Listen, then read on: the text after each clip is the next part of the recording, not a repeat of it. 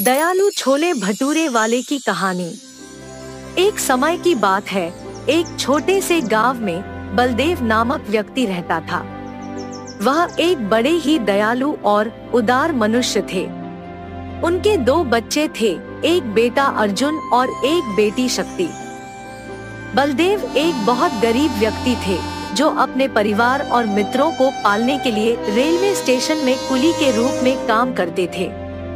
हर दिन वे बहुत सारी मेहनत करते थे ताकि उनके बच्चों को रोजी रोटी की कुर्बानी न देनी पड़े।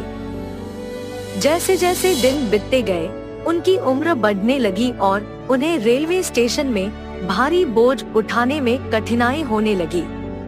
एक दिन स्टेशन मास्टर ने उन्हें देख लिया और उनके कुली लाइसेंस को रद्द कर दिया। वह उनके काम का अंतिम दिन था, रेलवे स्टेशन पर कुली के रूप में काम करने का। उन्हें अपनी पत्नी को यह सब बता नहीं पाए क्योंकि उन्हें उससे भी अधिक दुखी और बेचैन देखने की चिंता थी। उस रात उनकी गरीब परिवार प्रेमी पत्नी ने रात के खाने के लिए स्वादिष्ट छोले भटूरे बनाए। बच्चे और पति ने उस मुंहपानी आने वाले छोले भटूरे को खाया क्योंकि उनकी पत्नी छोले भटूरा बहुत बेहतर कर सकती है। अगले दिन सुबह जब बलदेव अपने घर के पीछे बैठकर उदास थे और रो रहे थे, तभी उनकी पत्नी पास आकर उन्हें देखी। बलदेव की आंखों में आंसू थे और उन्होंने उन्हें उनके परेशानियों के बारे में बताया। उन्हें काम करने का कोई सौभाग्य नहीं मिल रहा था और वे नहीं जानते थे कि अब वे परिवार को कैसे पालेंगे। तब उनकी पत्नी ने उन्हें कहा, चिंता मत करो, हम इस परिस्थिति से निकलेंगे। बलदेव ने बहुत कोशिश की, अलग अलग रास्ते ढूंढने की, लेकिन कोई सार्थक उपाय नहीं मिल रहा था। उन्हें तो यह भी नहीं पता था कि उन्हें क्या करना चाहिए और अपनी परेशानियों का सामना कैसे करें। एक दिन उन्हें गांव के बाजार में घूमते हुए एक चिंता में देखा गया। उसके मन में एक विचार आया, क्या वह भी बाजार में कुछ कर सकते हैं। वह तुरंत ही एक पुरानी और छोटी वाहन खरीद लिया जिससे वह छोले भटूरे बेचने का व्यापार शुरू कर सकते थे। उन्होंने बाजार में छोले भटूरे की दुकान खोल दी। उनकी मेहनत और दयालु और सस्ते तरीके से उन्हें अत्यंत प्रसिद्ध किया। कभी कभी उन्होंने अपने छोले भटूरे को गरीबों को मुफ्त में दिया जो पैसे नहीं दे पा रहे थे। उन्होंने छोले भटूरे की कीमतें भी बहुत ही कम रखी जिससे लोग उनके पास आते और उनके उपायों को पसंद करते।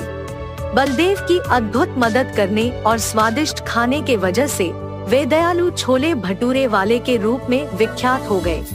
लेकिन उनके विपक्षी बाजार में एक चालाक व्यक्ति ने उन्हें चुनौती दी और उन्हें धीरे धीरे मारने का सोचा, जिसने विभिन्न गुंडों को भेजकर उनके व्यापार को समाप्त करवाने का योजना बनाई। जिस दिन उन्होंने व्यावसायिक दुश्मन के गुंडों को अपने पास आते देखा, वे खुद ही उन्हें मुफ्त में छोले भटूरे खिला दिए।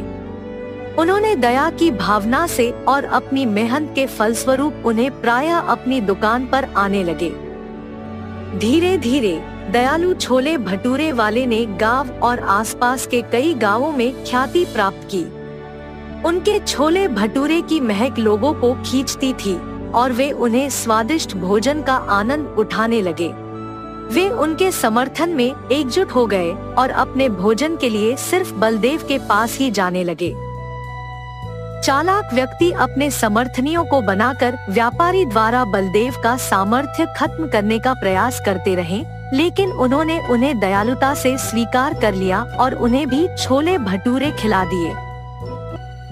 चालाक व्यक्ति की साजिश बेनकाब हो गई और उन्हें अपने दुकान को बंद करने के लिए बाजार से हटाना पड़ा। उसके बजाय बलदेव का व्यापार और भी तरक्की करने लगा।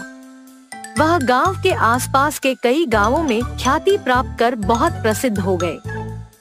आज भी दयालु छोले भटूरे वाले गांव और उसके आसपास के कई गांवों में अपने स्वादिष्ट छोले भटूरे और दयालुता के लिए प्रसिद्ध है। उनकी मेहनत, दयालुता और सस्ते भोजन के अपार प्रेम से उन्हें व्यापारी बनाने वाले बाजारी चालाकों ने अस्थायी रूप से अपना व्यवसाय खो दिया। उनकी कहानी सभी के मन में एक उदार और दयालु व्यक्ति बनने की चेतना को जगाती है।